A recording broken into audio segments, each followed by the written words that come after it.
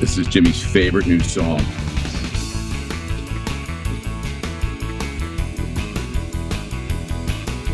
You run it longer than you used to, though. Because I like it so much. I do like it so much. Mr. Miller's probably like, what the hell am I doing? Hell is going on here? What the heck did I get myself into? From Food Buy Studios in New York City, it's the Hospitality Hangout podcast with the restaurant guy and the finance guy. Thank you, Statsy. I have the privilege of welcoming you more formally to the Hospitality Hangout, a hospitality-focused podcast where the founders and branded share their insights and bring technology and innovation leaders, as well as restaurant brands that are making things happen in the industry we love.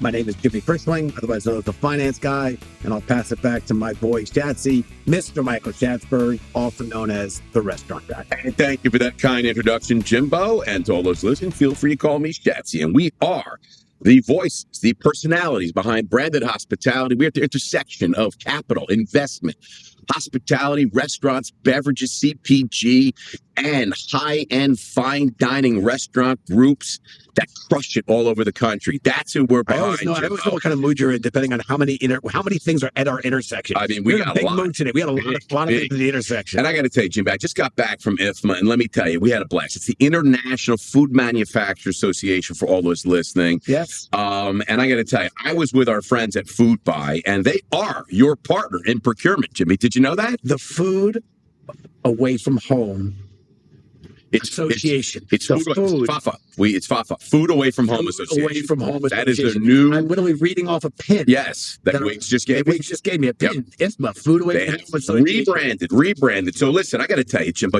when you're running a restaurant, one thing you got to have food, right? And you got to have beverage. Yeah. So you got to get all that stuff. And you know who helps you do that? Who helps you? Food Buy. Food Buy. Yeah. And they're saving money. I met these guys down at the at IFMA, and I couldn't believe how much money they're saving operators. They play big numbers. Big numbers. 32 billion with a B is how much the transaction. So you know what? When you're buying $32 billion worth of stuff, you're probably getting a pretty good price. There you go. I wonder if Jillian could start using Food Buy to buy some stuff. I think you're more of a DoorDashian family. Food comes in. I don't necessarily know if Food Buy could help you. But what about like Goop? Then does Food Buy get a deal on Goop? I don't know if it gets maybe Paltrow stuff. Because that's what I got to tell you. All I know is that typically restaurants that are using Food Buy are saving 40%. So Jimmy, all I'm telling you is that it's free. It's free membership. Yep. And I couldn't believe that when they told me it's free. They make money in volume. You tell me a club that you can join that's free. You tell me a club. Look, we love Food Buy in all seriousness. We're an operator-centric investment group. We like to work with tech companies that help operators, B2B. And Food Buy just is a tremendous ally to operators because it does help them get the bulk rate, the discounts, particularly the little guys, the SMBs, the small and medium-sized businesses and the independents that don't get the same typical treatment that the largest enterprise players do. So we do love that Food Buy kind of democratizes the food buy. Spell it. Say it fast. I'll say it 10 times. You can't say that. Well, anyway, listen, everybody. I am done with my shameless plug. Foodbuy.com. Check it out. And I got to tell you, start saving money. Jimmy, we got a great guest. Yes. And I got to tell you, he's already in the wings waiting for us. Let's talk about it. We appreciate his patience. We're only going to ask for another moment. But we're very excited for today's episode. Joining us is our friend, Mr. David Miller, President and COO of Cameron Mitchell Restaurants. How excited are you, Shatsy? But before we well, Jimmy, nobody eats in more Cameron Mitchell restaurants than me. When I travel outside of New York, I am the king of Cameron Mitchell. I'm so excited to have David on. There you go. Because I'm hoping that I get a reservation without having to, we can't fit 8. We don't have nowhere filled. We're filled. We can't get 12. We're booked up tonight. Checking your stats. I mean, it's good they're always booked up, but I mean, I got to get a VIP card. By the way, we're going to work on that. By the way, just quick sidebar. Barbara and I walk into restaurants all the time. Say, can you take a 2-party walk-in? Very often they say, no, we're full, and they apologize. I'm always like, don't apologize. Good for you. Yeah, good for you to be busy. And they're like, we wish other customers. I wouldn't apologize, Jimmy. I would start going out. There's a table over there. Don't tell me there's no tables. I say good for you. Listen, we're going to have our friend Mr. Miller join us, but we release our podcast on Tuesdays. We're going to kick off Trivia Tuesday. Listeners of the podcast know how we play this game. I'm going to give you 3 factoids about our friend David, 2 are true, and 1, as they say, less than true, or not true, or a lie.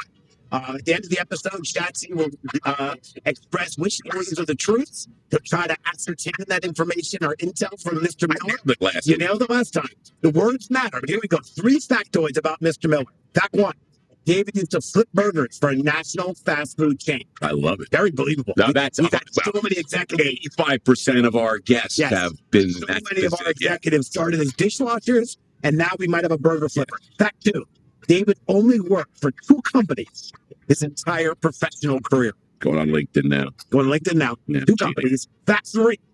David is planning on renaming Prime Social in Kansas City Eric's. And I got to say, the number of times Taylor Swift's Eric's has been shown in my household, I feel like I'm part of I'm a Swiftie now. I'm a Swiftie because of my young daughter.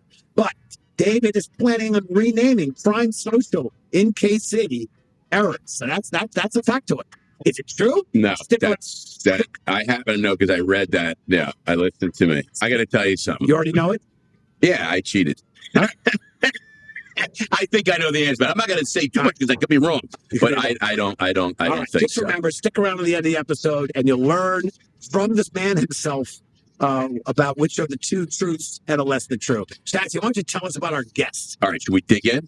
Should we dig in on this guy? The Fraser train. Because I got to tell you, Dave Miller is really the guy. Is a rock star. Okay. And it's funny because I can't start fact 1. Yeah, I can't start with the first fact because it's kind of gonna. I mean, it's probably gonna die. It's gonna kill the whole your whole segment. Honesty is the best policy. Just go on. He went to listen. He's an Ohio guy. He's an Ohio guy. Yep. Okay, so he's a sweetheart. Okay, the Ohio State. Yeah, he went to Ohio State. Yeah, he went to the Ohio State. Thank you. Don't make David do it. The Ohio State. And. Yeah, a lot of these factoids, by the way, are going to completely ruin the thing that I already know. So I'm going to tell. He worked for Stouffer Restaurant Company for 10 years as a GM. Okay, so he knows a little something about restaurants, and he did start very early in the restaurant world. Okay, I don't want to say, but he has been. Okay, but he joined Cam Mitchell. Okay, when he had restaurant number 3. Okay, now they have like 475,000 restaurants, something like that. It's a big number. Leave the numbers to me. Yeah, it's a lot of restaurants, right? But he met Cam through a letter, a FedEx letter, and a Cheesecake Factory. I have no idea what that means, but it's here. I'm sure I'm getting something wrong. We're going to talk about the meet cute. Yeah, but I don't know. But listen, let's not even go any further because there's a lot here. Let's just bring our guest in, shall we? He's like, I was wondering if I get to talk at this. Yeah, let's go. Let's meet David Miller, chairman of the board, president and COO of Cameron Mitchell Restaurants, some of the best restaurants in the entire country. He's live with us right now. David, welcome to the show. I really couldn't talk too much about your background because it would ruin Jimmy's segment. Right. Well, I'm enjoying your banter between Jimmy and you, so it's been good. You want us to keep going? Sure.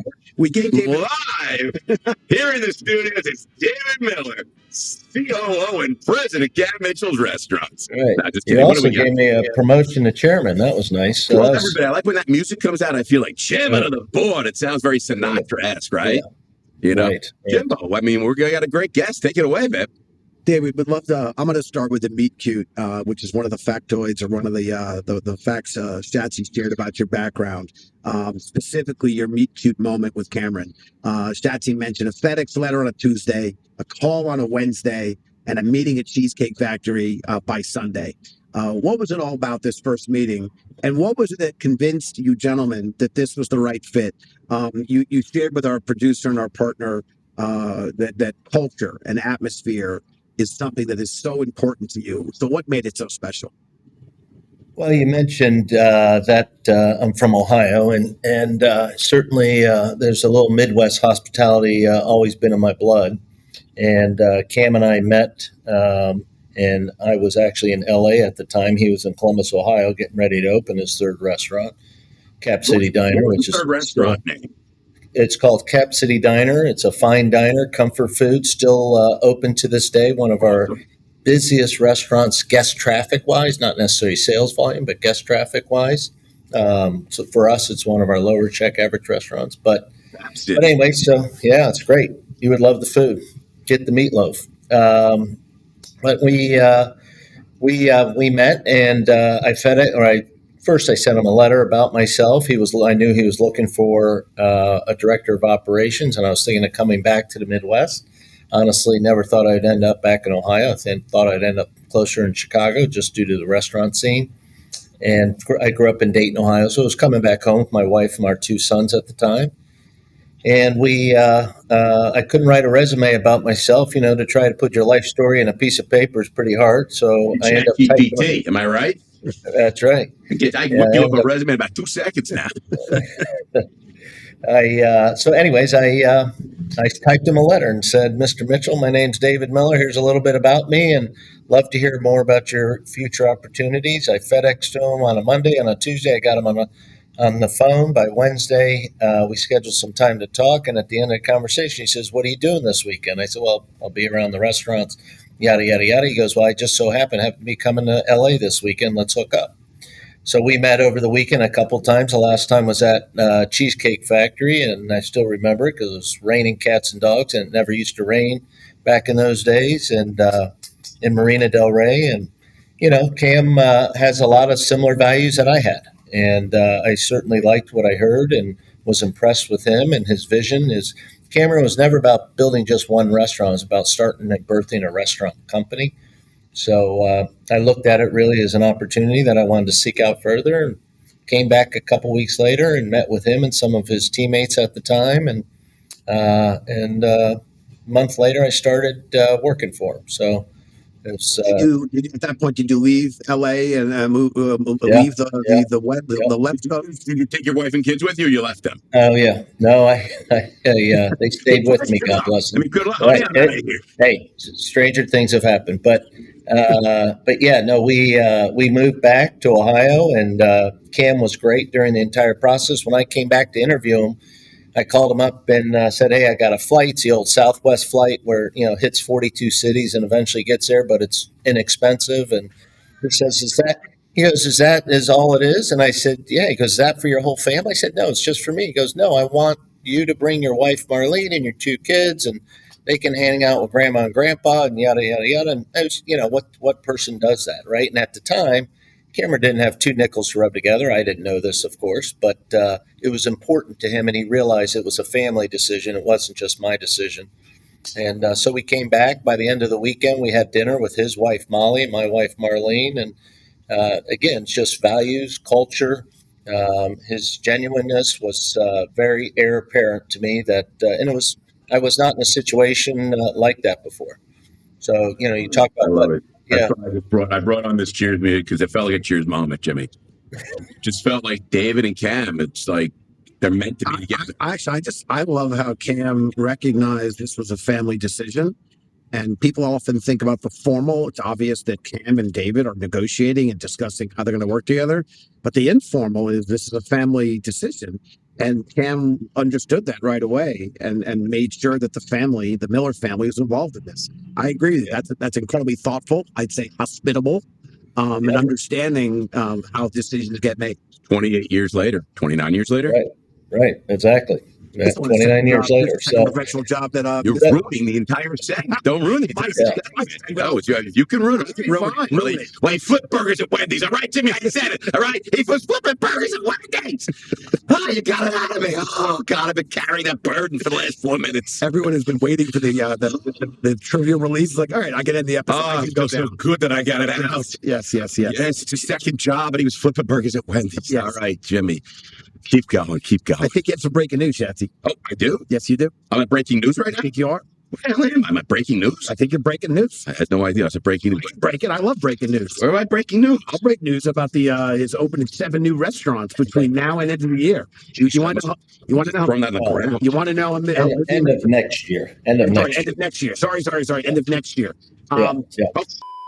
I put that on the ground. What? That fell. Oh man, no, I can't. I got to do my breaking news, Jimmy. You know I love my breaking news. Yeah, I was spoon feeding you. Yeah, you ready?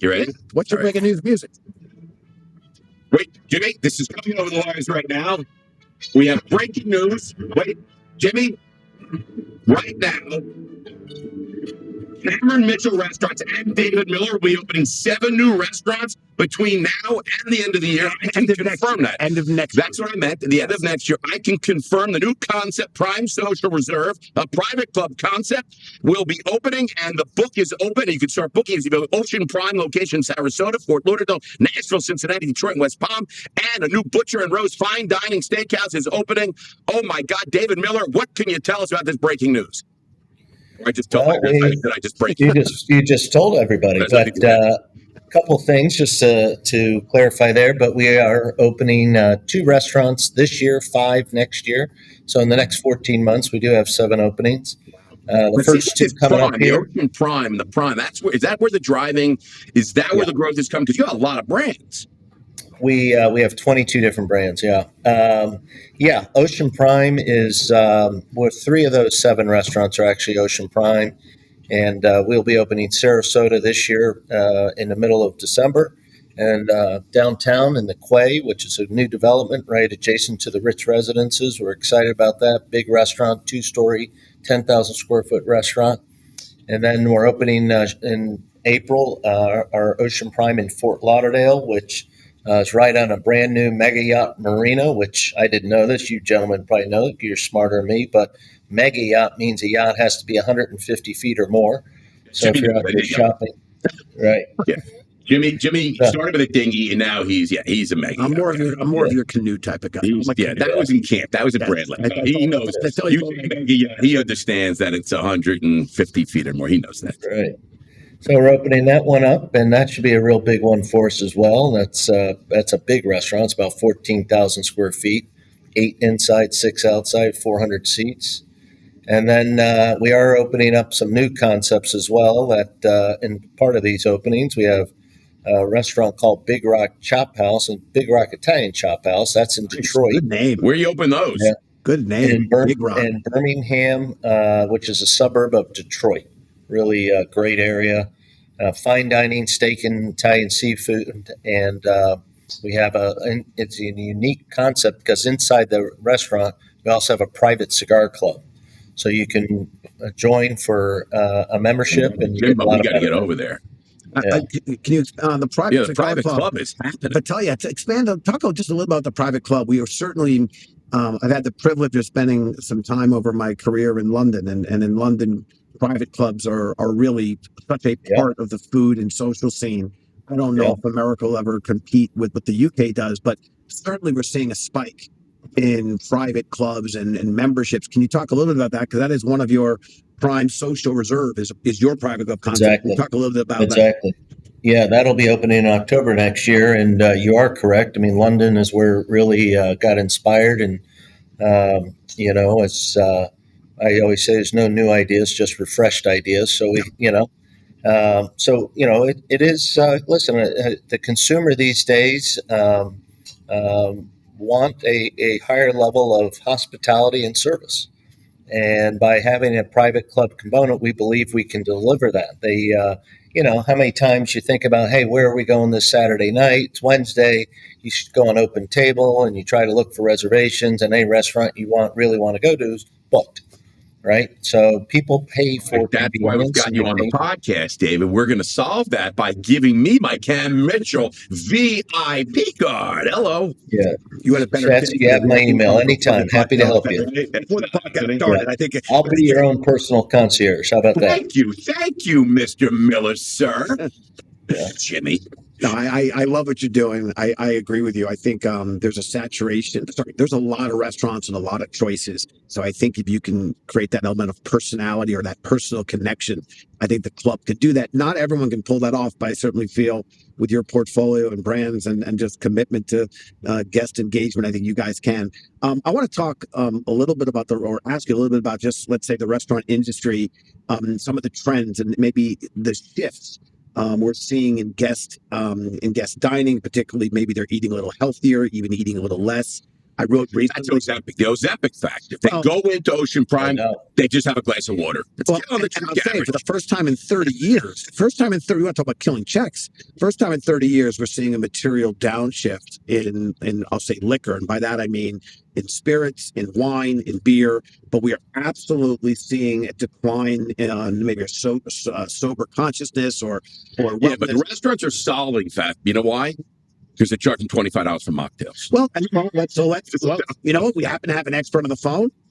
True story. Mr. Miller, No, so it's let's start with about, you were ahead of the curve on non-alc beverages. You were ahead of the curve on table side preferences. How are you maintaining this premium experience for your restaurants with some of these new consumer preferences and trends?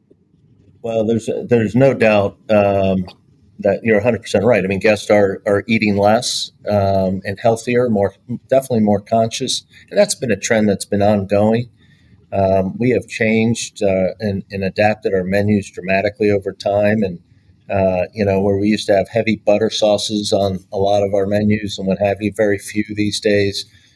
Certainly, we do a lot of testing where we test new menu items, what have you, and we do, which of course we'll get you two invited to, but we'll invite guests that'll come, and a lot of times it's female guests because we want to get their perspective on menus and items.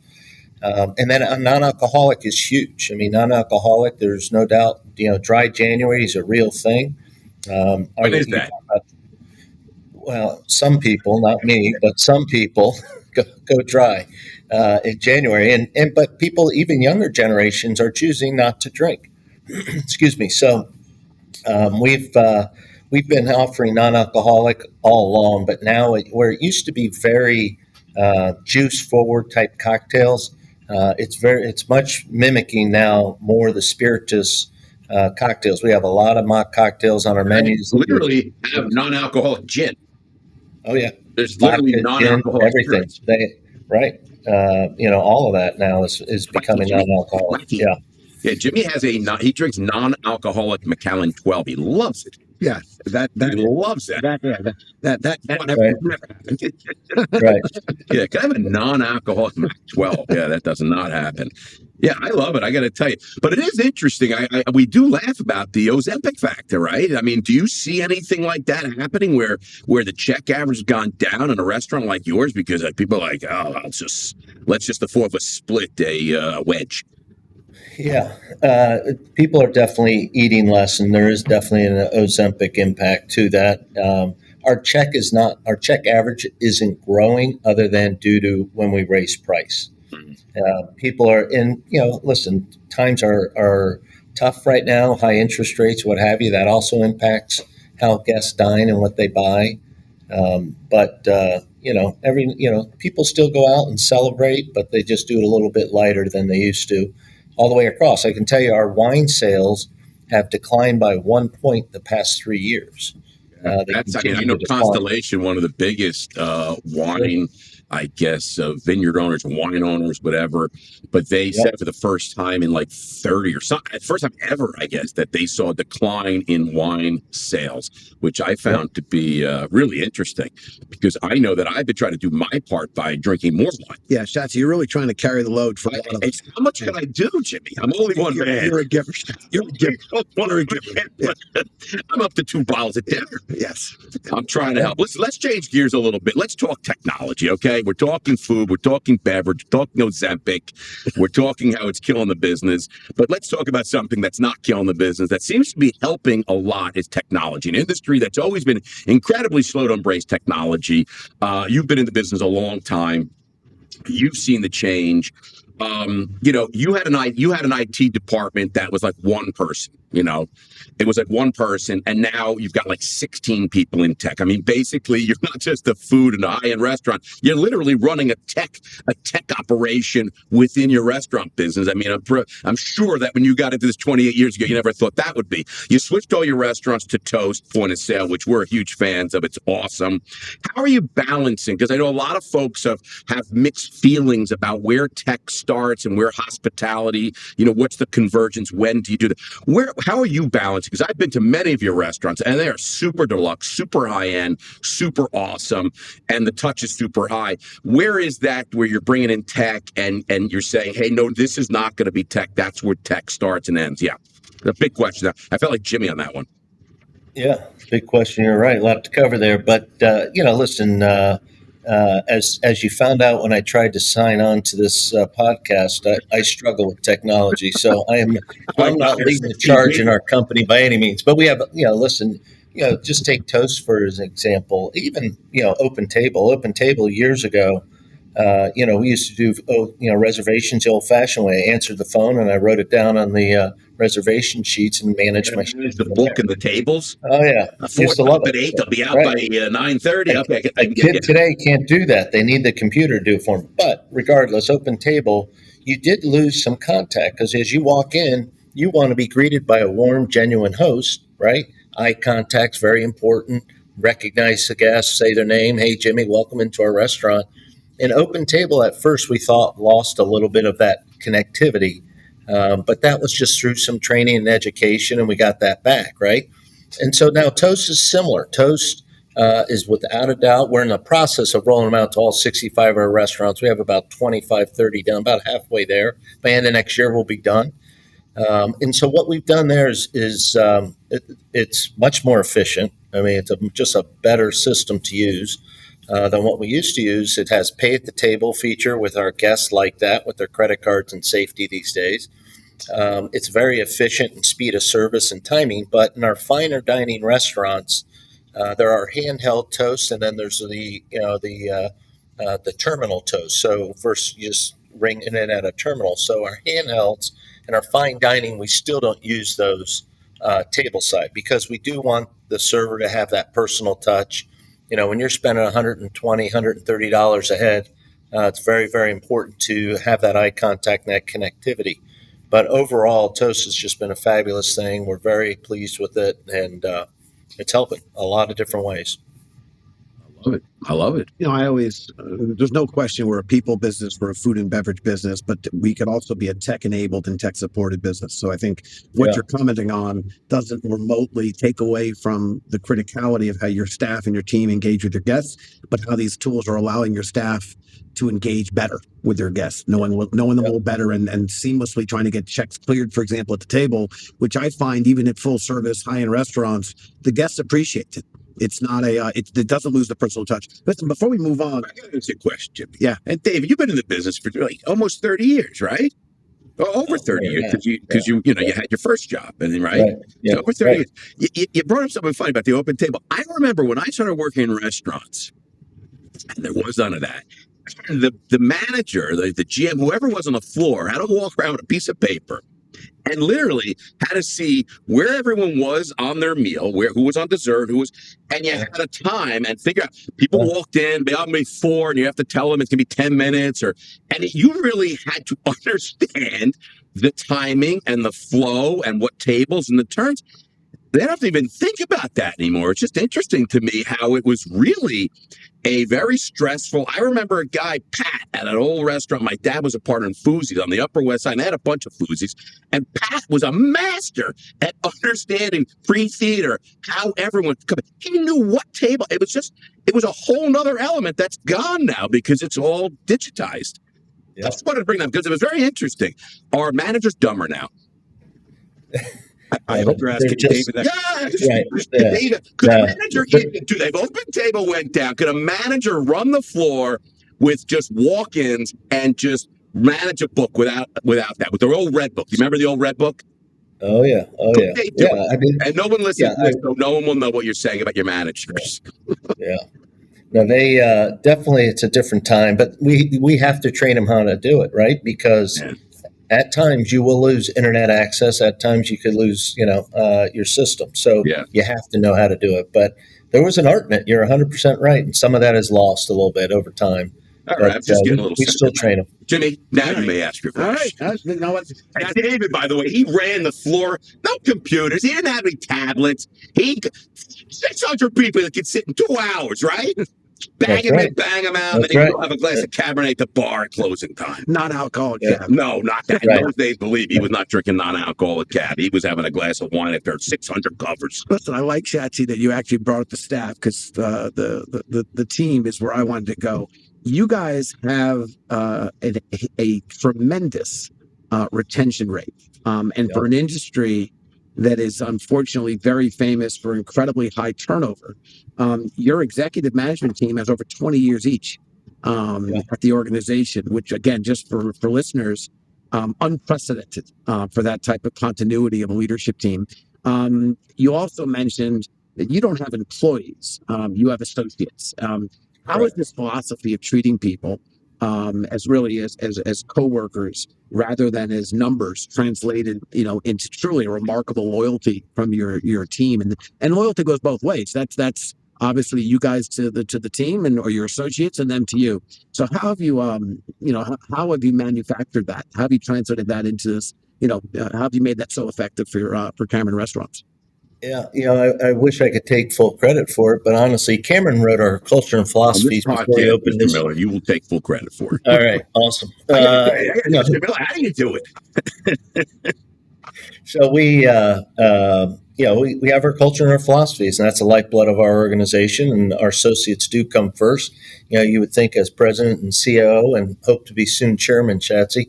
I would sit here and tell you that the guest is always right, and we believe that our associates come first, and we'll take care of our associates. And we believe it's a triangular relationship. We take care of our associates. Our associates, our employees, are our partners in business.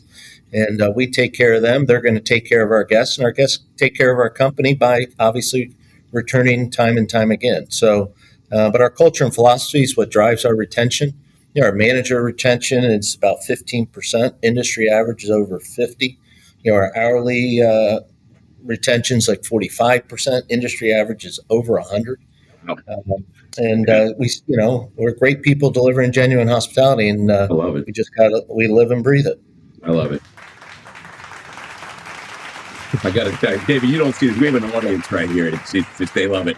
Thank you. Sounds like it. It's all David. It's all David. This is what he does. Listen, we got to take a quick break right back, but don't go anywhere because we'll be right back. We got hot or not and the quick fire with David Miller. I got to tell you, don't go away. Be right back, everybody. All right, welcome back, everybody. That was great. I got to tell you, we are ready for action. Jimbo, we're going right to hot or not. Mr. David Miller, COO and president. Are you ready for hot or not?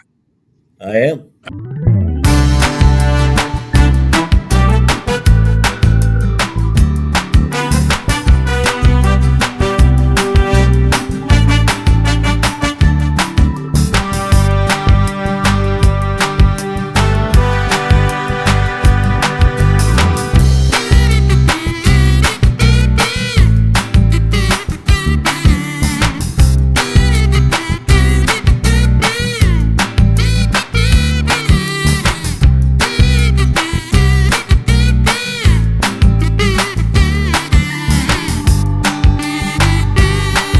Some interesting stuff. There was really interesting stuff there. I want to expand upon or ask you to talk further about the dynamic pricing, because those are words that when publicly stated, and certainly I think the Wendy's CEO really did something. Wendy's and others, and again, I understand why it makes people think about quickly dynamic pricing becomes surge pricing. People think of Uber and Lyft and always paying more. They don't realize again it's really about revenue management. But since you gave that a hot.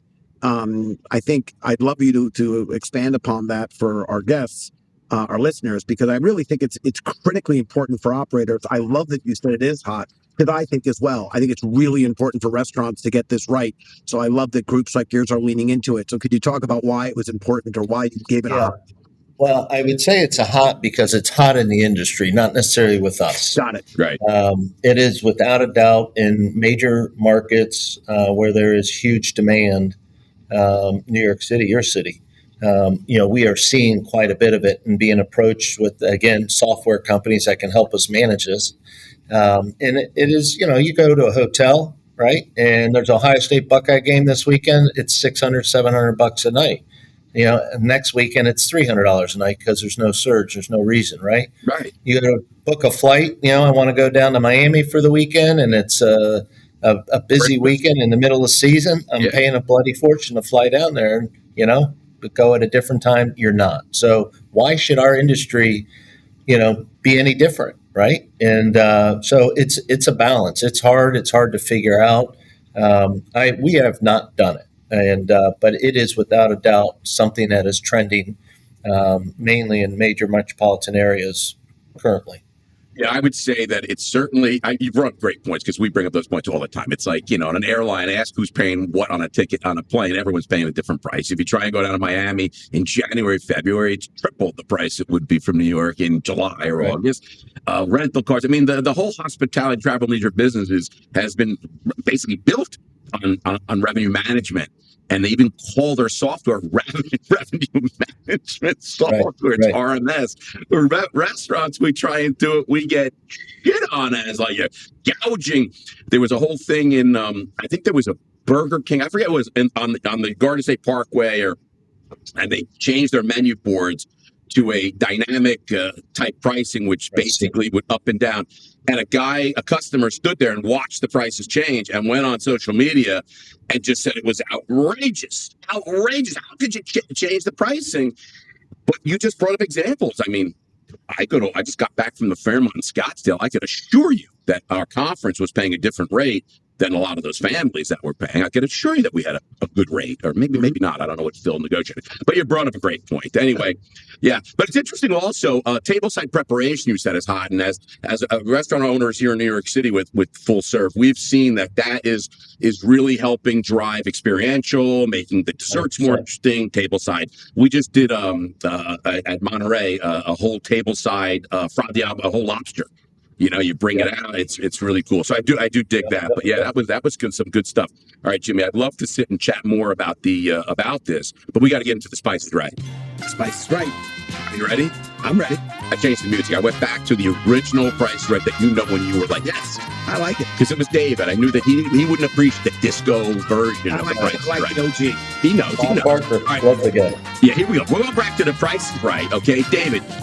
We're going back to your Wendy's days when you were flipping burgers over at Wendy's. Okay? You're going to go head to head with Jimmy on a Wendy's double stack biggie bag. Okay? The old double stack biggie bag. And I know you were Wendy's recently. The double stack biggie bag is a double stack burger, 4-piece chicken nugget, medium fries, and a medium soft drink of your choice. Probably a Pepsi or a Starry because I got the logo back there, so we have to mention that. Whoever gets closer, dollar and cents, no tax or tip included.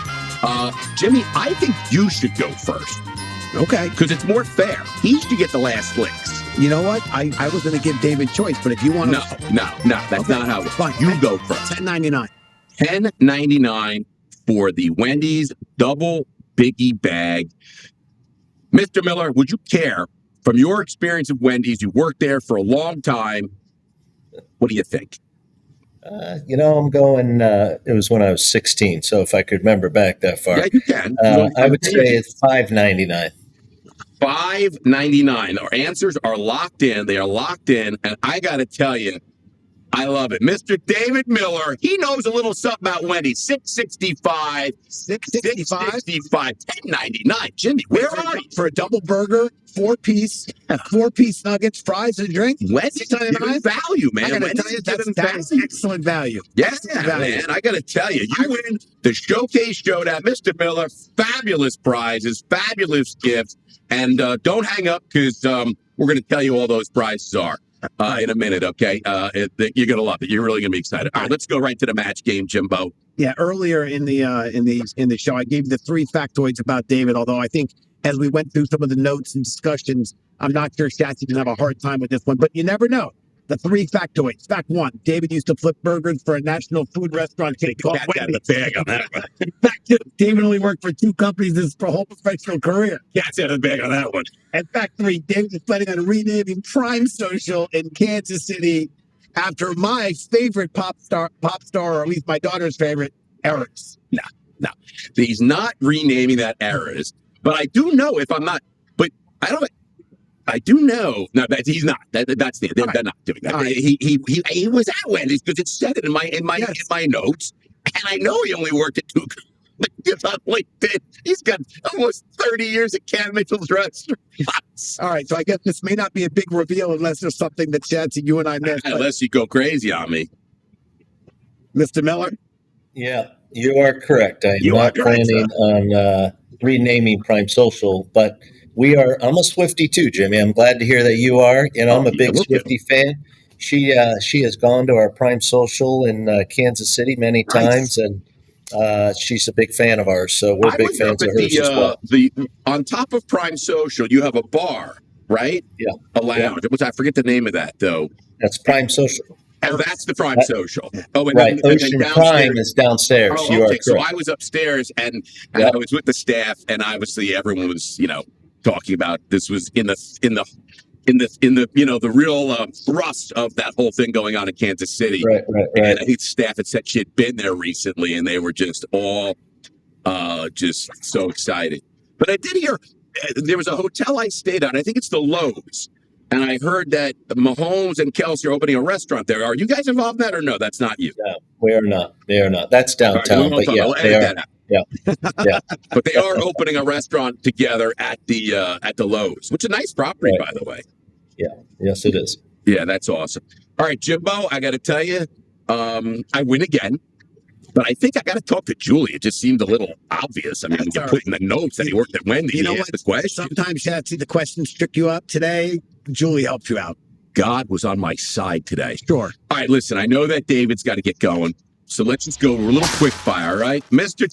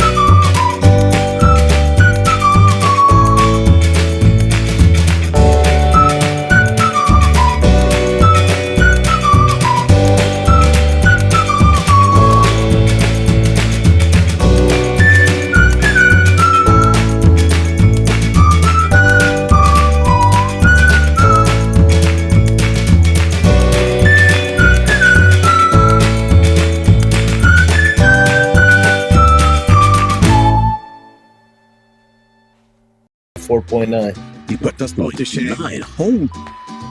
Are you tipping? Of course. Oh, In the hospitality what do you business, tip? I'm just curious. What do you tip? After you get that thing back, what do you tip? 20%. Oh, it's a flat 20%. You're not just going $5. No, Jimmy, that's it's how usually I gotta 20%. start 20%ing, and I'll start my Uber is going to go freaking through the roof. I'm at a 484. You're 481. And I think Jimmy said that you start out just by signing up like a 48. Yeah. Yeah, because if Chadsy is a 481 or a 484, I'm shocked because he's yelling at drivers. He's giving drivers a headache.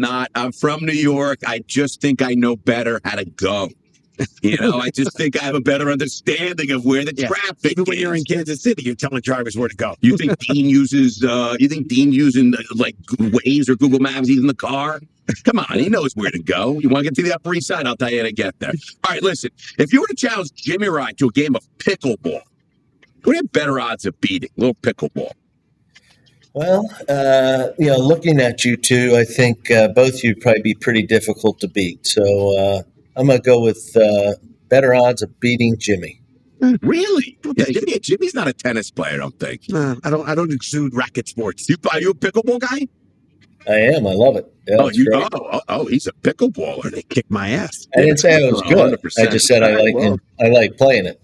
Yeah, no, pickleball is like, everybody loves the pickleball. It's the thing. It's the thing. People are fighting tennis players. Like the true blue tennis players are having wars because they're converting their courts into pickleball, and there's fights going on as how many tennis courts should be converted. My sister lives out in Florida, and her whole club started converting. I mean, wars are going on with the true tennis players. Yep.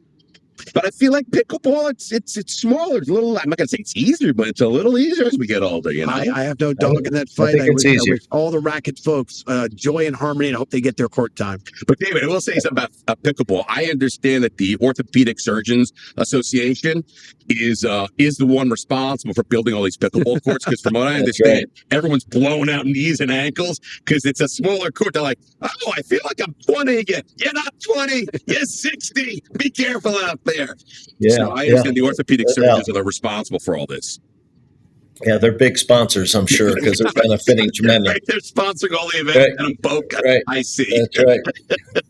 Anyway, this has been awesome. Jimmy, let's take us home because Mr. Miller's got to go open up 7 restaurants. 7 restaurants next 14 months. That's awesome.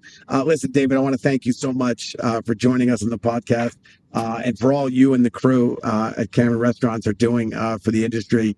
I love that you're opening new stores. I also love that earlier you mentioned, a big store, 10,000 square feet in an environment where people are shrinking their footprint. You guys are still doing big, fun things.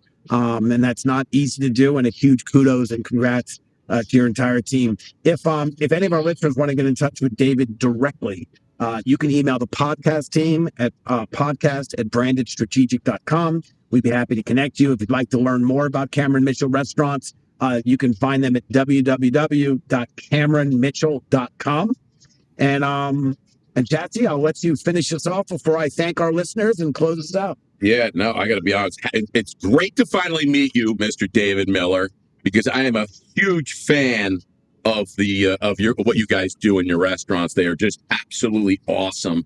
And thank you for being a guest on the show. I think we dropped some serious knowledge. I think we learned a lot.